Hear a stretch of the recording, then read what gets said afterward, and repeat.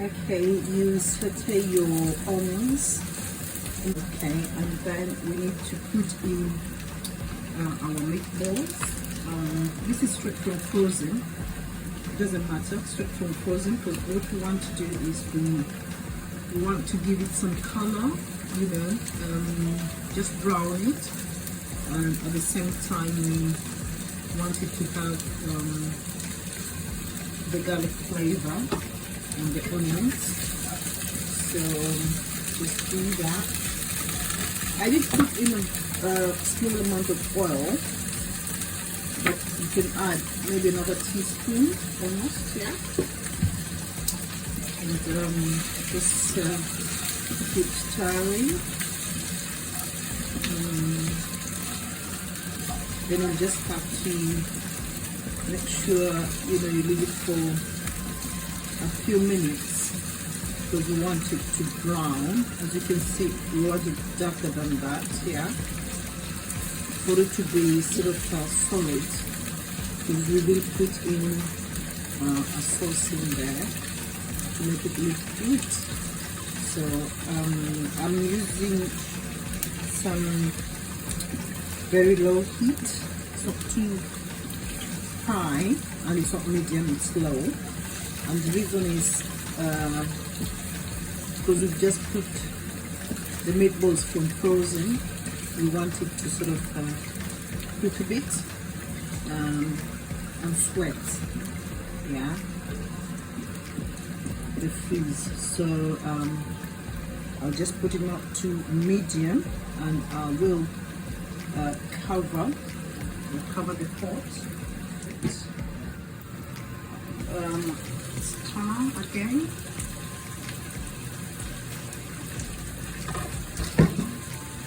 I can tell you the smell here in the kitchen is divine.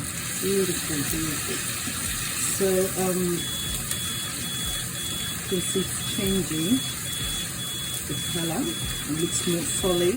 Our ginger goes in, our paprika, and our mixed spices. Okay. Do that.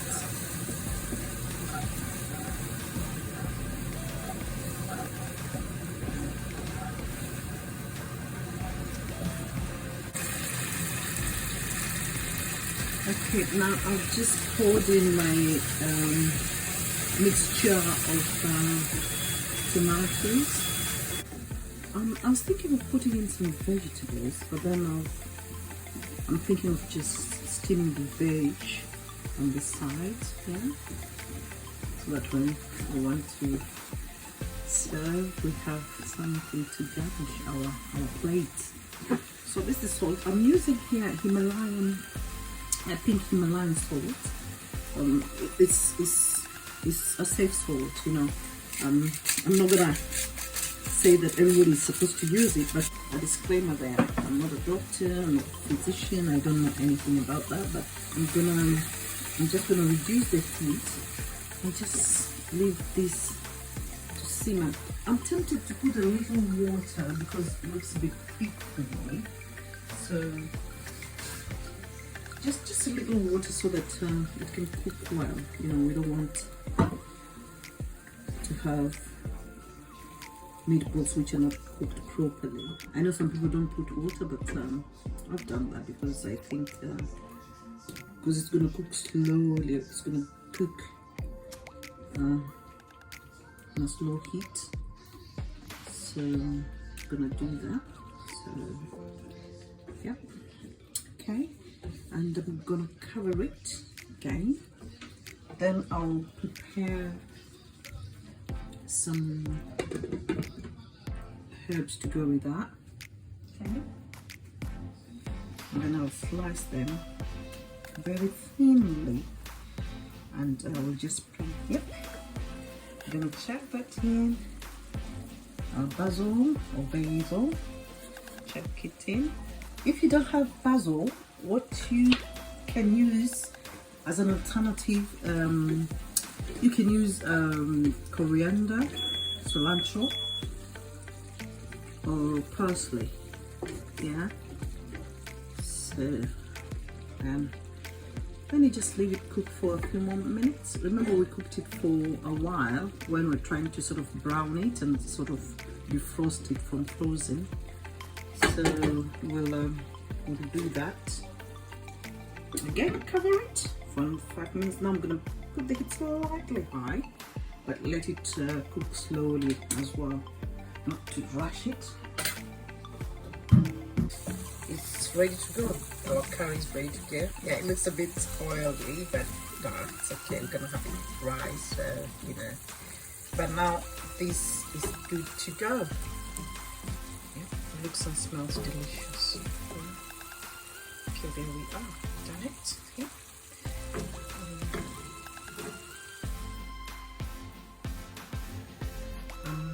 You can serve this sauce with spaghetti.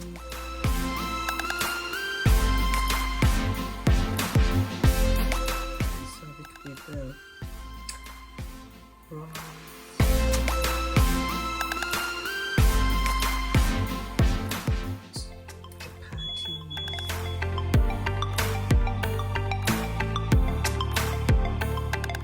Even mashed potatoes.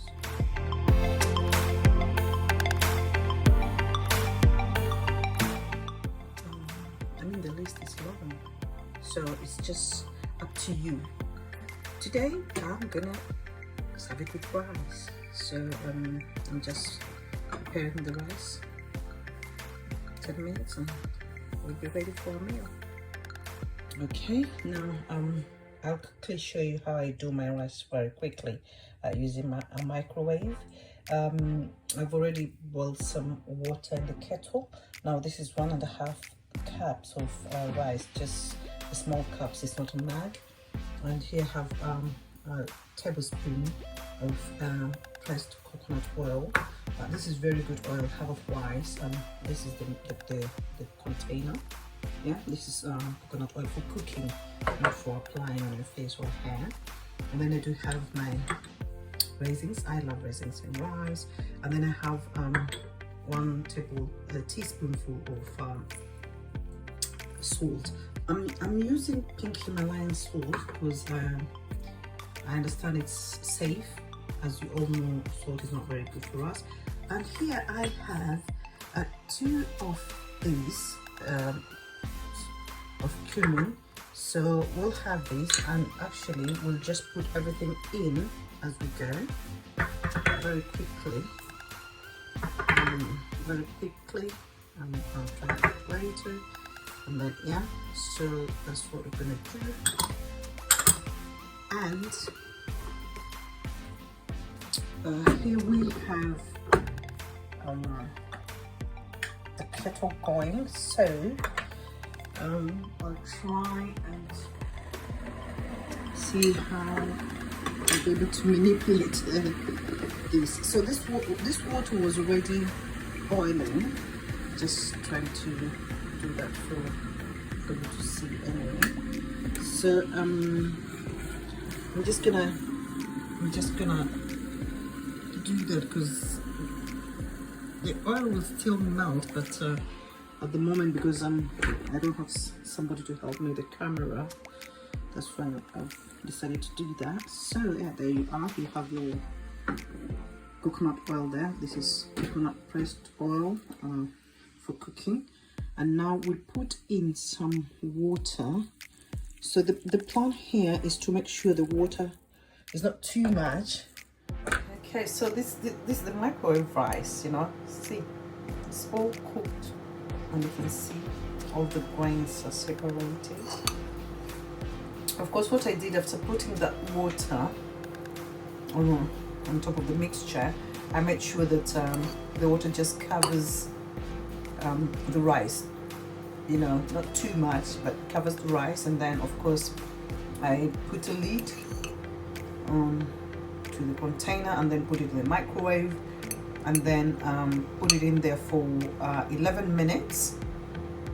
Then after 11 minutes I sort of stirred it, like what I'm doing now, stirred it, and then covered it again and put it back in the microwave for another 5 minutes, and this is the result. Just within 15 minutes you get your rice, which is really nice, and you can see the grains one by one, you know, separated, you know, it's not like a dough or something. So beautiful. So you can serve the rice with anything you want. And if you've not tried putting raisins in your rice, I know people from Middle East and Swahili, people from the East African coast do this. Not all of them, but some of them like this. Just give it a try. And of course the cumin is very good into rice. You don't have to put a lot of it, but you can put it in. It gives some good flavor. So that's it, a microwave rice.